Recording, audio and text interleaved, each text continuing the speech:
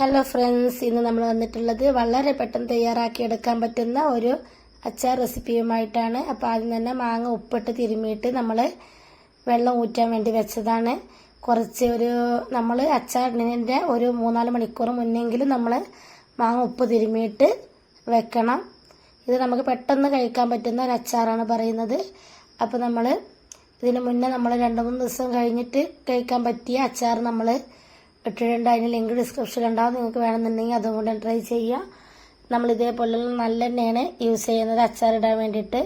അതിലോട്ട് ആവശ്യത്തിലുള്ള വെളുത്തുള്ളി ഇട്ട് കൊടുക്കണം. നല്ലെണ്ണ അച്ചാറിടാന്നുണ്ടെങ്കിൽ അച്ചാർ ചീത്തയാവാതിരിക്കാനുള്ള ചാൻസ് ഉണ്ട്. ഇത് നമ്മൾ കേട് വരാതിരിക്കാനുള്ള രീതിയിലൊന്നും ഇടുന്നില്ല. അങ്ങനെയുള്ള റെസിപ്പി നമുക്കിനി അടുത്ത വീഡിയോസിലൊക്കെ ആയിട്ട് നമ്മൾ പരിചയപ്പെടുത്തുന്നുണ്ട്, കൂടുതൽ കാലം നിൽക്കാനുള്ള റെസിപ്പി.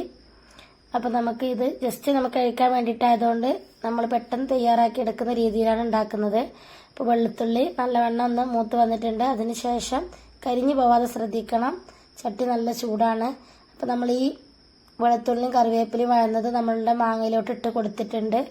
ഇനി നമ്മൾ ചട്ടി ചൂടാറിയതിന് ശേഷമാണ് ഇതിലോട്ട് പൊടികൾ ചേർത്ത് കൊടുക്കേണ്ടത്. ഇപ്പോൾ കണ്ടില്ല, നമ്മൾ ഇതിലോട്ട് ഡയറക്റ്റ് ആയിട്ട് ഇട്ട് കൊടുക്കുകയാണ് ചെയ്യുന്നത്, അല്ലാതെ മാങ്ങ നമ്മൾ വേവിക്കണില്ല.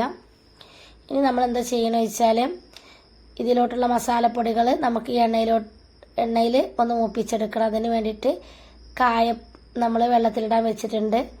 അതിന് മുന്നേ നമ്മൾ കായപ്പൊടി ഉണ്ടെങ്കിൽ അതും കൂടി ഇതിൽ കൂട്ടി ചേർക്കണം കേട്ടോ. കായപ്പൊടിയാണ് നിങ്ങളെ കയ്യിലുണ്ടെന്നുണ്ടെങ്കിൽ മുളക് പൊടി, മഞ്ഞൾപ്പൊടി, കായപ്പൊടി, ഉലുവപ്പൊടി, അതേപോലെ തന്നെ കടുകിൻ്റെ പൊടി, ഉപ്പ്, ഇവയെല്ലാം കൂടി ചേർത്തിട്ടാണ് നമ്മൾ ഇത് ഇളക്കി കൊടുക്കേണ്ടത്. നമ്മുടെ കയ്യിൽ കായപ്പൊടി ഇല്ലാത്തതുകൊണ്ട് നമ്മൾ കായം അല്പം വിനാഗിരി ഒഴിച്ചിട്ട് വെച്ചിട്ടുണ്ട്. അത് ഇതിലോട്ട് ചേർത്ത് കൊടുക്കുകയാണ് ചെയ്യുന്നത്. ഇതാണ് കായം, നമ്മൾ വെള്ളത്തിലിട്ട് വെച്ചതാണ്. അത് ഇതിലോട്ട് ചേർത്ത് കൊടുക്കുകയാണ്. ഇവിടെ പിന്നെ മക്കൾക്കൊന്നും കൂടുതൽ കായത്തിൻ്റെ ഫ്ലേവർ ഇഷ്ടമില്ലാത്തതുകൊണ്ട് കൂടുതൽ ഇടുന്നില്ല. അപ്പോൾ മക്കളൊക്കെ കഴിക്കുന്ന രീതിയിലുള്ള ഒരു അച്ചാറാണ് നമ്മൾ തയ്യാറാക്കുന്നത്.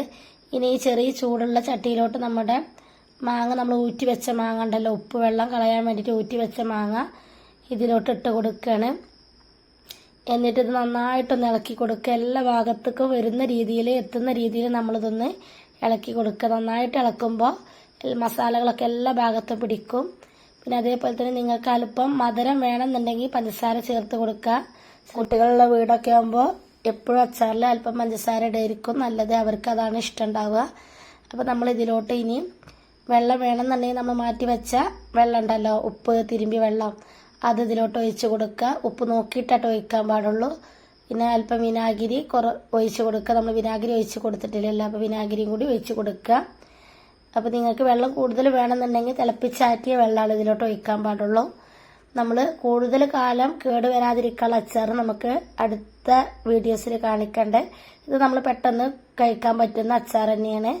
അപ്പോൾ നമ്മൾ ഇത് കൂടുതൽ സമയം ഇരിക്കും നമുക്ക് പറയാൻ പറ്റൂല. നമ്മൾ കൈയിടാതെ അതേപോലെ തന്നെ സ്പൂണ് കൊണ്ട്, നനയാത്ത സ്പൂണ് കൊണ്ടൊക്കെ നമ്മൾ യൂസ് ചെയ്യാം. Thank you for watching.